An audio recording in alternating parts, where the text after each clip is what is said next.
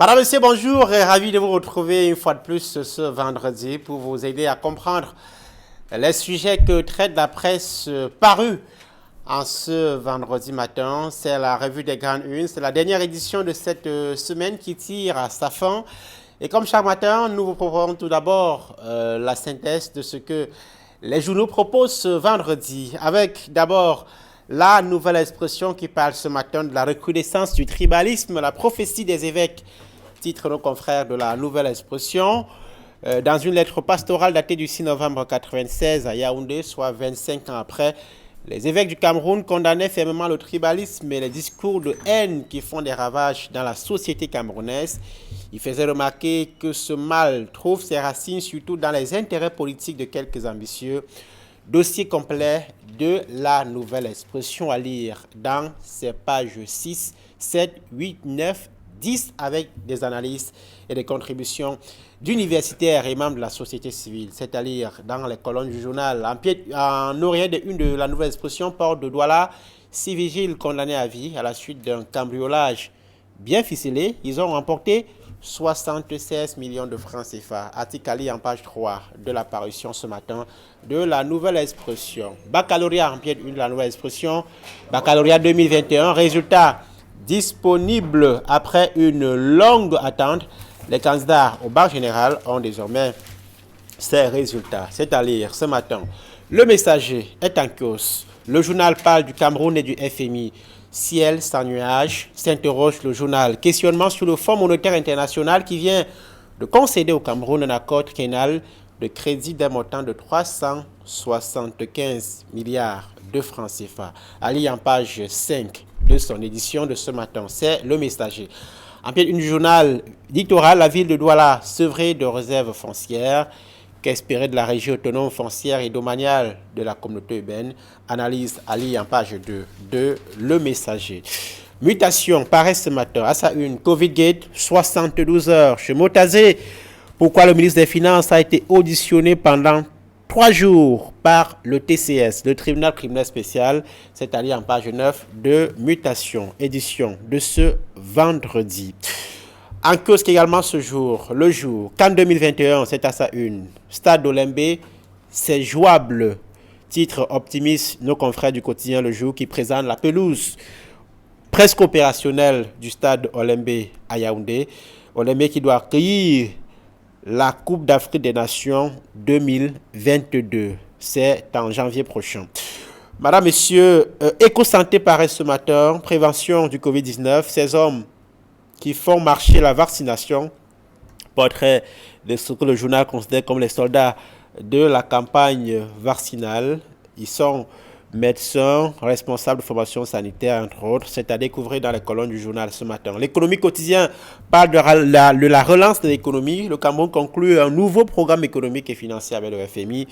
C'est ce qui ressort d'un communiqué rendu public hier par le ministre Louis Motazé, ministre des Finances. Il va couvrir la période 2021-2024, informe nos confrères de l'économie quotidienne. Vous lirez également dans les causes que ce jour, le quotidien gouvernemental Cameroun Tribune à sa une. Incursion de Boko Haram, prêt pour la riposte, titre le journal. À l'issue d'une réunion de sécurité hier à Marois, le ministre délégué à la présidence chargé de la Défense, Joseph Etier Assomo, a indiqué que le pays allait apporter des réponses appropriées aux récentes attaques sanglantes de la secte terroriste dans l'extrême nord. Article à lire en page 7 de l'édition de ce matin de Cameroun Tribune. À la une de l'œil du Sahel, Septentrion, Adamawa, dernier au bac 2021, le journal propose les performances des régions septentrionales à la session 2021 de cet examen organisé par l'Office du baccalauréat du Cameroun, le nord, l'extrême nord et surtout l'Adamawa qui pointe dernière région pour ce qui est du septentrional précisément. C'est à lire dans l'œil du Sahel, parution de ce jour. Vous verrez également ce matin le journal Econews qui parle du deuxième programme économique et financier conclu avec le FMI à 375 milliards de francs CFA. Le conseil d'administration du Fonds monétaire international a approuvé hier jeudi un accord triennal avec le Cameroun.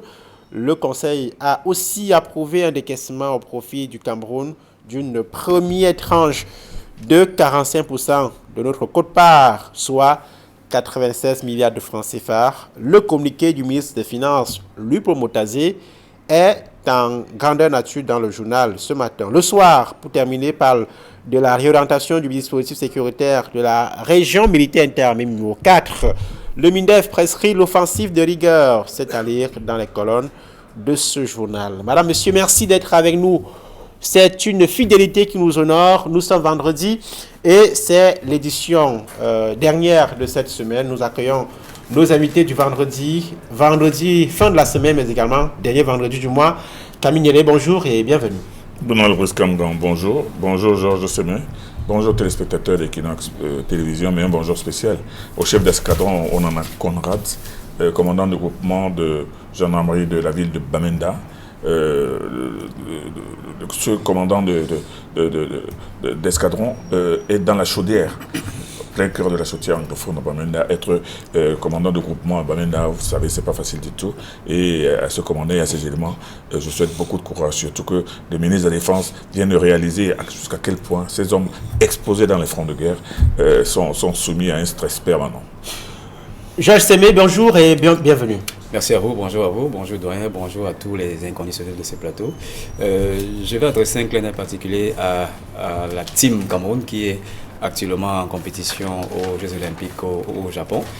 Une dizaine de représentants du Cameroun qui jusqu'ici n'ont pas encore remporté la moindre médaille, mais avec qui nous sommes de tout cœur. Ça pose le problème effectivement du niveau d'infrastructure sportive de notre pays et de l'accompagnement dont devraient bénéficier ces sportifs régulièrement de la part des divers acteurs, parce que participer à des Jeux Olympiques de cette envergure, je crois qu'il faut une préparation conséquente lorsqu'on sait le niveau des acteurs qui sont impartis dans ces Jeux Olympiques. Je crois que malgré qu'ils aient des contre-performances, ils ont néanmoins tout notre soutien.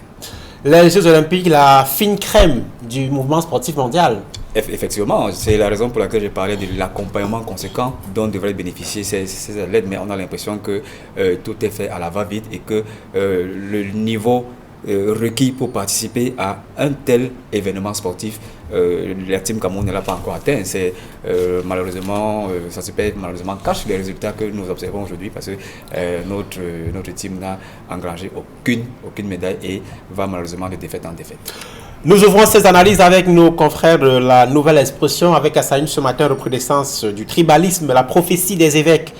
Titre la Nouvelle Expression dans une lettre pastorale datée du 6 novembre 1996 à Yaoundé, soit 25 ans après. Les évêques du Cameroun condamnaient fermement le tribalisme et les discours de haine qui font des ravages dans la société camerounaise. Ils faisaient remarquer que ce mal trouve ses racines surtout dans les intérêts politiques de quelques ambitieux. Dans le journal, vous avez ce matin quelques analyses, mais d'entrée de jeu, je estimais ce tribalisme dont on observe une montée en puissance, c'est le lieu de le dire, n'est pas nouveau. Si on voit ce titre de la Nouvelle Expression. Alors, la problématique qui est aujourd'hui soulevée par nos confrères de la Nouvelle Expression met en exergue une lettre pastorale de 1996. Donc, ça veut dire que c'est un problème qui tire ses ramifications depuis des années aujourd'hui. C'est vrai qu'on avait l'habitude de parler d'un repli identitaire ou alors d'un communautarisme, mais aujourd'hui nous parlons clairement de tribalisme, et l'actualité qui est aujourd'hui soulevée par la Nouvelle Expression est encore plus vraie que on assiste aujourd'hui à une politisation de la tribu, à un positionnement socio-politique du tribalisme. Regardez un peu ce qui se passe dans les réseaux sociaux. C'est quasiment la guerre civile entre des personnes qui s'identifient d'une certaine tribu et qui appartiennent à des partis politiques qui se livrent à cette guerre dans les réseaux sociaux. C'est la raison pour laquelle l'État du Cameroun, je crois, a cru bon de créer la Commission nationale du bilinguisme et du multiculturalisme pour lutter contre cette dérive. Mais je crois que c'est un dossier très important que soulève aujourd'hui la Nouvelle Expression, parce que au sein de la société, au sein de la communauté politique. On observe bien évidemment que le tribalisme fait son bonhomme de chemin avec les conséquences, avec tous les ravages que vous connaissez en termes de désaccords, d'insultes et parfois même avec des affrontements physiques. Donc, le fait que la nouvelle expression ait aujourd'hui abordé cette question en faisant référence à cette sortie des évêques de 1996 est pour moi un très bon sujet. C'est un sujet actuel sur lequel les uns et les autres devraient se pencher. Camille Nélé, à qui profite cette tension entre les tribus? On peut bien se poser la question. On peut se poser la question, mais le constat froid qui doit être fait, c'est que s'il y a eu de temps en temps quelques petites embardées, quelques mots maladroits relevant du tribalisme de part et d'autre, il n'y a jamais eu de véritable tribalisme au Cameroun parce que les Camerounais s'entendent entre eux. C'est la politique, en réalité, qui est en train d'exacerber le tribalisme aujourd'hui. C'est la politique qui, dans les réseaux sociaux, met en vedette un certain nombre de personnes au verbe d'une violence extraordinaire, tout simplement parce qu'on met la tribu avant même l'intérêt des Camerounais. Vous savez, quand je regarde comment fonctionne notre société aujourd'hui, quand je regarde l'évolution de ce discours de la haine, malgré les efforts de la commission du bilinguisme et du multiculturalisme, je me dis qu'il faut absolument qu'on projette un documentaire qui circule, qui a été fait sur le Rwanda, la situation du Rwanda. Les discours haineux qui avaient précédé le génocide, pour démontrer aux Camerounais comment, à partir des discours haineux, on peut arriver à l'extinction physique d'une communauté contre une autre. Je suis personnellement très inquiet avec ce qui se passe. Pourtant, quand on regarde la vie de tous les jours, on voit que les Camerounais continuent à vivre ensemble, à s'aimer entre eux. Samedi dernier, pour vous donner un exemple particulier, je suis allé accompagner mon ami Armand Kouemo, dont le fils était allé épouser une fille Douala, ici au quartier Lendi. Un digne fils Baganté qui épouse une digne fille Douala. La famille Douala a accueilli la délégation de Baganté avec une chaleur extraordinaire. Personne n'a regardé la couleur de la fille Nkwa ou alors l'odeur du fiancé Bamileke qui venait. Mais c'était extraordinaire. On sent que la société camerounaise évolue. La société camerounaise est en symbiose avec elle-même. Mais c'est le discours politique. C'est la politique qui est en train d'empoisonner tout ça aujourd'hui. Alors quand moi, je dis l'article de la nouvelle expression, c'est vrai qu'il y a tout lieu de s'inquiéter. C'est vrai qu'on doit reconnaître que, franchement, ce qui se dit dans les réseaux sociaux et dans certains journaux, franchement, est en train d'annoncer une sorte de confrontation frontale entre les ethnies. Mais il faut tout simplement que chaque Camerounais prenne ses responsabilités et se dise que ce tribalisme-là ne peut conduire qu'à l'extinction de notre propre pays. Je sais, mais quelles sont les solutions envisageables? Il y a quelques contributions ce matin dans la nouvelle expression, notamment celle du professeur Viviane Onwa-Biwele, qui est experte en management, enseignante d'université très connue, qui pense qu'on ne peut pas efficacement adresser cette question sans envisager la révision de la loi fondamentale, la Constitution, notamment pour clarifier le concept d'autochtonie. Alors, je pense que c'est l'une des pistes de solution qui est aujourd'hui dévoilée par le professeur Biwole, mais je crois qu'il y en a d'autres. Il faut d'abord rappeler que le tribalisme est interdit par la loi, c'est sanctionné par la loi, c'est puni par nos textes. Alors ceux qui se versent dans le tribalisme à longueur de journée dans les réseaux sociaux et parfois par voie de presse, je pense que cela devrait rendre gorge. Malheureusement, on laisse libre cours à ce type d'élaboration du tribalisme sans que les personnes, les auteurs n'en soient inquiétés. Mais je crois qu'on devrait mettre l'accent particulièrement sur la sensibilisation. On ne devrait pas seulement créer des organes comme la Commission nationale du multiculturalisme et du bilinguisme pour essayer d'arrondir ses angles. On ne devrait pas seulement employer des mots comme ceux du vivre ensemble à chaque fois pour penser qu'on résoudra la question du tribalisme. Je crois qu'il faut sensibiliser. Et sensibiliser, ce n'est pas seulement l'apanage des pouvoirs publics. Il faut un retour à la base, s'appuyer sur les communautés, s'appuyer sur les chefferies traditionnelles, s'appuyer sur toutes les couches sociopolitiques qui peuvent, à leur endroit et selon leur pouvoir, transmettre le message du vivre ensemble. Je crois que c'est lorsqu'on aura effectué cette démarche à la base qui pourra être portée au niveau du sommet qu'on pourra amorcer une solution du tribalisme. C'est vrai, le doyen l'a dit, dans les relations interpersonnelles, on ne il ne transparaît pas des faits de tribalisme. Il a pris un exemple d'un mariage, mais je vous assure que j'ai déjà assisté dans des relations interpersonnelles où des discussions de tribus ont débouché sur des rixes, sur des pugilats avec même des blessés à la clé. Donc ça veut dire que dans les rapports interpersonnels, il y a encore à redire. Donc pour moi, la sensibilisation est le premier axe de lutte contre le tribalisme et maintenant l'État pourra envisager de prendre d'autres solutions conformément à la loi et conformément aux pouvoirs régaliens qui sont les siens. Alors, le cadre juridique jusque-là était muet sur ce phénomène, mais depuis 2019, le Cameroun a intégré dans son code pénal une disposition qui punit le tribalisme, qui définit et punit le tribalisme comme l'extrémisme religieux. Camille Nélé, vous souhaitez réagir sur la tribune du professeur Viviane Loabilé, mais je vous relance d'abord sur la non-application de cette disposition qui existe depuis 2019, mais qu'on n'a pas vu appliquer contre les auteurs de propos tribalistes sur les réseaux sociaux. Avant cette réaction, avant votre regard sur cette réaction du professeur Biolay. C'est curieux que jusqu'à présent, on n'ait effectivement pas enregistré de sanctions ou de démarches punitives contre justement certaines personnes qui sont de véritables spécialistes, de véritables talibans du discours haineux dans les réseaux sociaux. Ces personnes sont identifiées, on connaît leur numéro de téléphone, on sait comment les joindre. Pourquoi la loi n'est pas appliquée, Camille? C'est la question que moi je me pose. Vous n'avez pas de réponse? Je n'ai pas de réponse. Je n'ai pas de réponse dans la mesure où la loi devrait être appliquée et avec toute sa rigueur. Et au moment où elle sera appliquée, on va commencer à vous parler de droits de l'homme, de la liberté d'expression.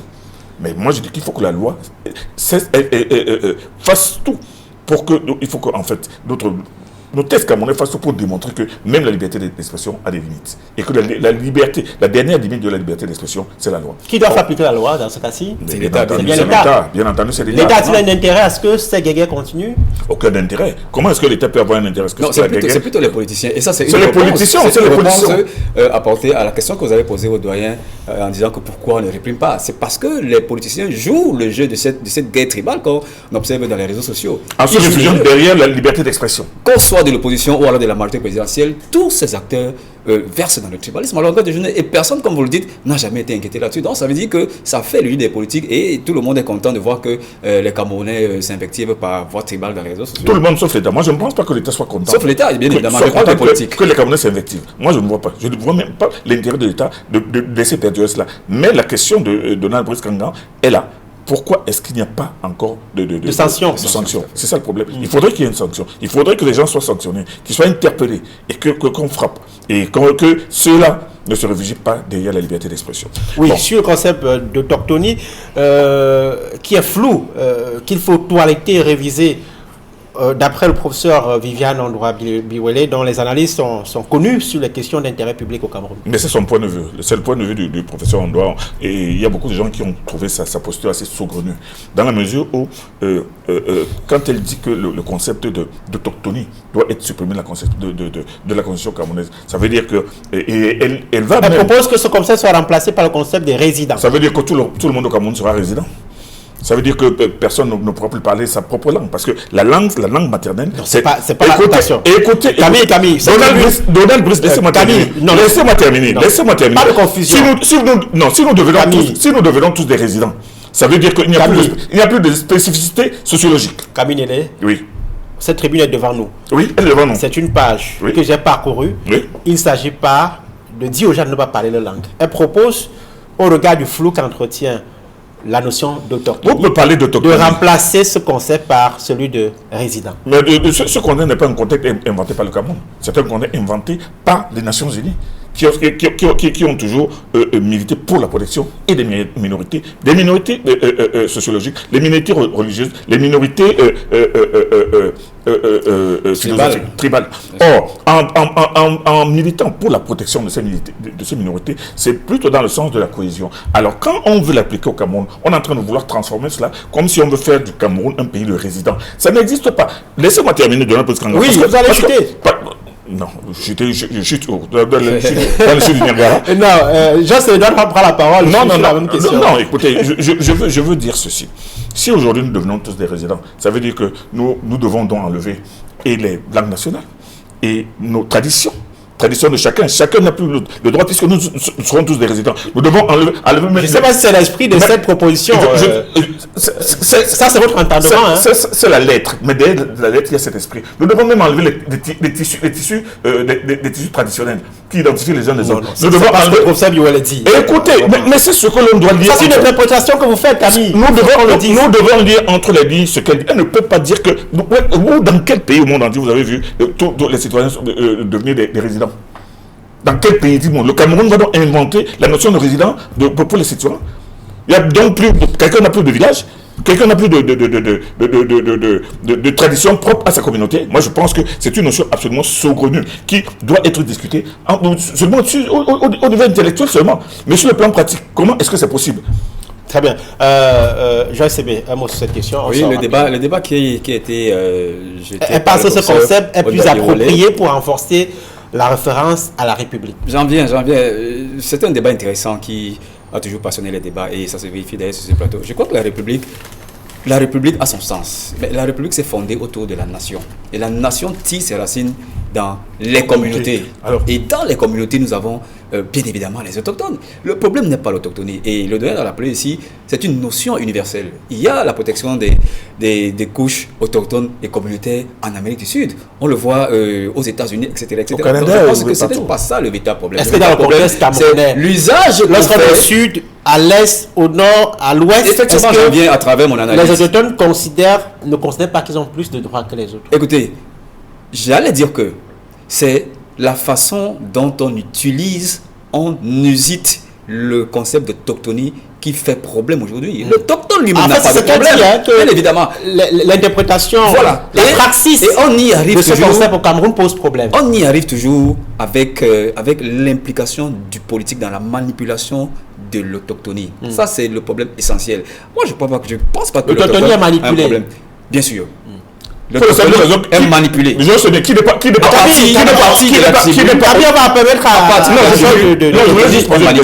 c'est en fait ça le véritable problème. En réalité, le concept même n'a pas de problème. C'est l'usage qu'on en fait. Et lorsque le politique s'implique, ça devient véritablement un problème, comme c'est le cas aujourd'hui au Cameroun. Sur le concept de résident, non. Le concept de résident, c'est un concept extrêmement juridique. Quand vous êtes résident, quand vous avez une résidence, ça veut dire que c'est là où vous habitez, c'est là où on connaît vos habitudes.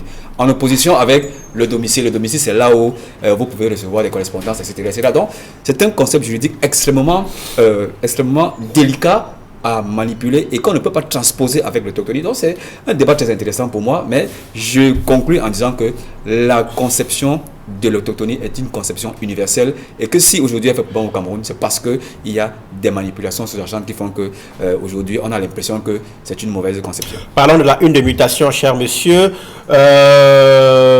Covid-Gate, c'est à la une de mutation, 72 heures chez Motazé.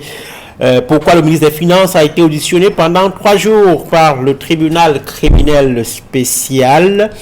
Le journal rend compte de cette audition du ministre des Finances, Lupo Motazé, pendant 3 jours. Et cette audition doit s'achever ce matin, d'après nos confrères de mutation. Il a été entendu par le TCS comme témoin dans le cadre de ce qu'on appelle le Covid-Gate au Cameroun. Camille. Je vais répondre à votre question de la presse, mais vous avez tout fait pour éviter que je vous pose une question. Qui n'est pas autochtone dans ce pays? Qui n'est pas autochtone de son village? Parce que si quelqu'un parle d'autochtone, qui n'est pas autochtone? Qui ne meurt pas ici pour dire qu'on m'enterre dans mon village? Donc, cette question d'autochtonie-là, franchement, il faut qu'on aille jusqu'au bout. Je continue donc avec Motazé. Le ministre Motazé a été entendu pendant 3 jours de suite. Ça devrait pousser les uns et les autres à comprendre que cette fameuse lettre qu'il a sortie, qui fait débat aujourd'hui entre lui et le ministre de la Santé, ça veut dire qu'il y a quelque chose, il y a matière à explorer, il y a matière à explication. Et il y a beaucoup de gens qui ont toujours estimé que le ministre Motazé a voulu jouer aux pyromanes et aux pompiers dans cette affaire de Covid-Gate. Et le seul fait qu'il ait été entendu, qu'il est sur procès verbal par des officiers supérieurs, des officiers de police judiciaire pendant 3 jours, ça veut dire qu'il y a quelque chose qui va sortir de là. Et c'est une montagne, une grosse montagne, parce que entendre quelqu'un pendant 3 jours, ça veut dire que c'est une montagne. Et de cette montagne, on verra bien ce qui va sortir de là. Mais cela démontre que là, tous ces dysfonctionnements et tous ces micmacs qui ont abouti au scandale du Covid-Gate, les choses sont en train de s'annoncer et quelque chose va sortir de là, soyez certain. Nous précisons, et la précision, un de deux confrères de mutation, il a été entendu comme témoin voilà. Et non comme accusé, puisque c'est lui qui était le principal ordonnateur du Fonds spécial de lutte contre le Covid-19. Il devait expliquer les procédures qu'il a élaborées dans le cadre du suivi et évaluation de ce fonds. D'abord, vous avez relevé que le ministre des Finances est l'ordonnateur principal du budget général de l'État, ce qui est vrai. Et il faut aussi rappeler que ce n'est pas le premier membre du gouvernement à avoir été entendu après ce que vous avez appelé le Covid-Gate, ce que nous appelons tous généralement le Covid-Gate. Ce n'est pas le premier membre du gouvernement, mais son audition vaut son pesant d'or. Pas parce que c'est l'ordinateur principal, mais parce que c'est quand même le ministre des Finances aussi qui n'est pas blanc comme neige là-dedans, parce que dans certains rapports, dans certains documents qui font aujourd'hui la joie des internautes, il transparaît qu'il y a une passe verbale de correspondance entre le ministre de la Santé et le ministre des Finances, effectivement sur un certain montant qui ne cadrerait pas avec les données du ministère des Finances et les données du ministère de la Santé. L'avance de trésor. Voilà, donc ça veut dire que M. Moutazi ne peut seulement pas être entendu comme un témoin à charge ou à décharge. Donc, je pense que mais ça va quand même dans la droite ligne de ce qui était prévu depuis déjà 2 mois, que après le rapport, les responsabilités seront dégagées, et je crois que c'est dans ce cadre-là que le ministre des Finances a été attendu. Le plus important maintenant, c'est que après toutes ces auditions qui vont certainement se boucler dans quelques semaines, qu'on ait effectivement les sanctions requises, puisque le peuple camerounais attend bien évidemment les sanctions sur l'utilisation des premiers 60 milliards qui avaient été décaissés dans le cadre de ce programme de la lutte contre le Covid-19. Et dans la foulée de cette audition du ministre des Finances, le FMI a décidé hier lors de son conseil d'administration de conclure un nouvel accord avec le Cameroun. C'est à la une de l'économie quotidien ce matin. L'économie quotidien, relance de l'économie. Le Cameroun conclut un nouveau programme économique et financier avec le FMI. C'est ce qui ressort d'un communiqué rendu public hier par Luc Moutazi, le ministre des Finances. Cet accord doit couvrir la période de 2021-2024. Nos confrères de EcoNews se font également l'écho de ce nouveau programme avec le FMI. 375 milliards de francs CFA pour le Cameroun à l'issue de ce conseil d'administration du FMI Kaminele. Cela vous surprend? Cela ne me surprend pas, compte tenu de l'état désastreux de nos finances. Mais cela me rend triste. Cela me rend triste parce qu'au-delà de cette cri de joie à l'unisson pour cet énième acte d'ajustement structurel du FMI sur le Cameroun, il y en a qui se disent que oui, le Cameroun a gagné, Moutazi a gagné, Moutazi n'a rien gagné du tout, le Cameroun n'a rien gagné du tout. Parce qu'en réalité, c'est vrai que le Cameroun va avoir de l'argent pour souffler un peu, pour relancer son économie. Mais vous savez, quand le FMI prête de l'argent, ce n'est jamais par philanthropie, ce n'est pas parce que ce n'est pas de l'argent jeté par les fenêtres, c'est parce que ça lui rapporte. Et parce que vous savez très bien que les plans d'ajustement structurel du FMI ont toujours été faits au détriment des pays qui en bénéficient. Donc, moi, je suis tout simplement assez peiné que le Cameroun s'enfonce une fois de plus, non seulement dans la dette, mais encore, surtout dans sa dépendance vis-à-vis du FMI. Ça, c'est ma conclusion. Certains ont été surpris par ce nouveau décaissement du FMI. Georges Sémé, l'FMI qui a été à l'origine de l'audit mené par la Chambre des comptes de la Cour suprême sur la gestion du plan de lutte contre le Covid-19 avec ses 180 milliards de francs CFA. C'était l'une des conditions pour le déblocage d'un appui budgétaire du Fonds monétaire international l'année dernière. C'était envie de dire que le FMI s'en fout des questions de bonne gouvernance. C'est votre analyse? Ah non. Non du tout, parce que généralement les décaissements du Fonds monétaire international sont assortis bien évidemment du respect des principes de bonne gouvernance. Et je crois qu'à ce sujet, on ne saurait être surpris de ce que le Cameroun ait conclu ce deuxième accord de faciliter l'argent de crédit avec le FMI, parce que les négociations ont été entamées bien avant le Covid-Gate. Et c'est en cours de négociation que le FMI a été très regardant en disant que, écoutez, il apparaît que dans les fonds qu'on vous a donnés pour la soutenabilité, pour la lutte contre le Covid-19, il apparaît clairement qu'il y a eu quelques malversations. On voulait voir clair là-dessus. Mais ça n'a pas entaché le cours des négociations vers la négociation de la deuxième facilité élargie de crédit. Donc je pense que personnellement je ne suis pas surpris. Et il y a eu un élément déterminant, c'est avec le rachat de l'eurobond de 450 milliards du Cameroun en France, conclu il y a quelques semaines par le ministre des Finances, qui a recrédibilisé la signature du Cameroun et le système financier du Cameroun. Je crois que ça a été un élément déterminant qui a conclu à ce que, au-delà des réserves portées sur les FMI, sur la gestion des fonds Covid, cela a conclu à ce que le Cameroun bénéficie de ce deuxième accord de facilité élargie de crédit. Mais maintenant, quel usage en fera-t-on? C'est le deuxième, quasiment dans les mêmes termes que celui qui est intervenu en juin 2017, qui est terminé en 2020 avec les résultats que nous connaissons, dans les mêmes termes quasiment, parce que il s'agissait de 483 millions de dollars de tirages spéciaux, je pense, qui équivalent à 375 milliards de francs CFA. Et le Cameroun a reçu un décaissement immédiat de 96 milliards de francs CFA. Donc, je pense que dans le cadre du mécanisme de financement de la Banque mondiale, c'est le droit du Cameroun de bénéficier de ce financement dans le cadre de sa quote-part au sein du FMI à travers la mobilisation de ces droits de tirage spéciaux. Le plus important maintenant, c'est qu'est-ce qu'on fera de ces fonds.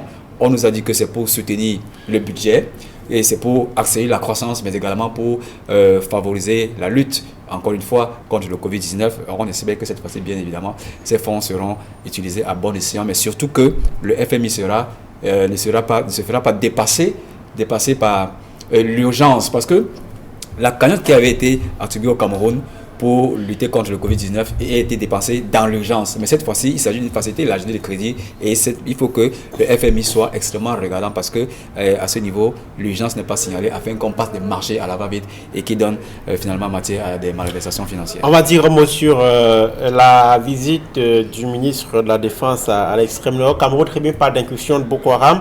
Prêt pour la riposte, titre le quotidien bilingue gouvernemental. À l'issue d'une réunion de sécurité hier à Maroua, le ministre des délégués président de la Défense, Joseph Somon, a indiqué que le pays allait apporter des réponses appropriées aux récentes attaques sanglantes de Boko Haram à l'extrême nord. Camille, visite rassurante de Betty Somon à l'extrême nord. Visite absolument rassurante, mais absolument nécessaire. Nécessaire dans la mesure où Boko Haram aujourd'hui a changé de stratégie. Et moi, je pense que le haut commandement l'a compris. Boko Haram n'attaque plus les villages comme on l'a fait avant la mort de Chikao. Boko Haram attaque maintenant les unités militaires. Parce que l'unité de Sagba qui a été attaquée du côté de Fotokol, Sagbe, pardon, c'était une unité militaire uniquement. Et la dernière unité, celle de Zigué, c'est toujours une unité militaire où les soldats ont été surpris dans leur sommet. Et surtout que là maintenant, les combattants Boko Haram utilisent maintenant des roquettes. C'est-à-dire que la situation est devenue beaucoup plus compliquée. Or, le ministre en descendant doit comprendre que doit changer de stratégie, mettre en contribution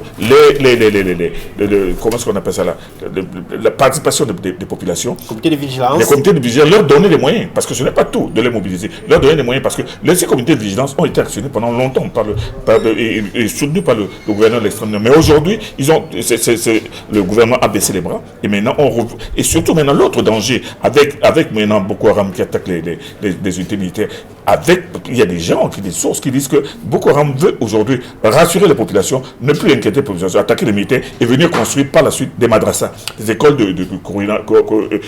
coraniques pour former de futurs islamistes au Cameroun. Et créer un califat. C'est ça, dans la logique de créer un califat. Merci d'avoir été avec nous ce matin, cher monsieur. C'était vendredi.